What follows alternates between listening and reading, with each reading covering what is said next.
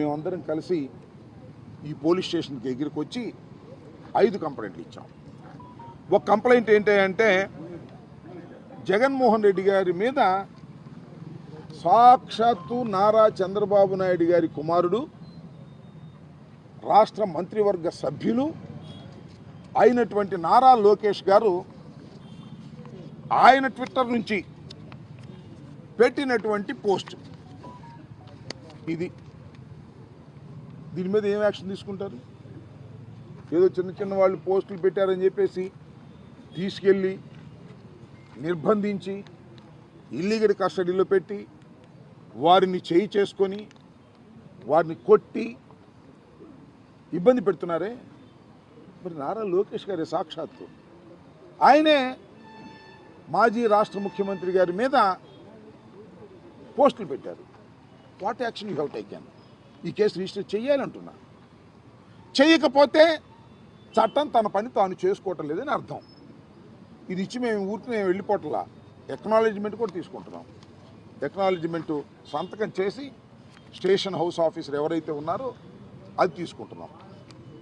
అది ఒకటి. రెండవది సజ్జా అజయ్ అంట గౌరవ ముఖ్యమంత్రి గారి మీద, మాజీ ముఖ్యమంత్రి గారి మీద ఆయన పెడతాడు, వీళ్ళు చూస్తూ ఊరుకుంటారు, కేసులు పెట్టరు. అలాగే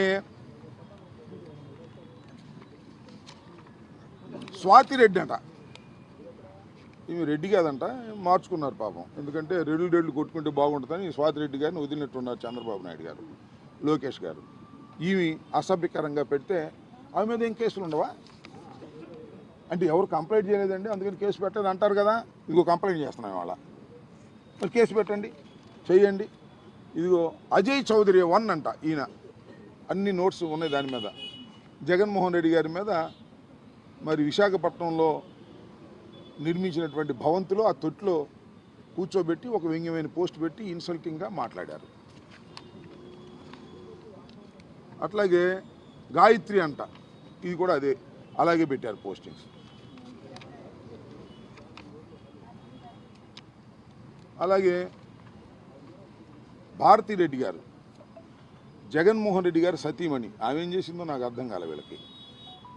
ఆమె మీద భయంకరంగా పోస్టులు పెట్టి ఇలాంటిది అన్నీ కూడా మచ్చుకు 1-2 చూపిస్తున్నాం. ఇలా చాలా పోస్టులు అగ్లీగా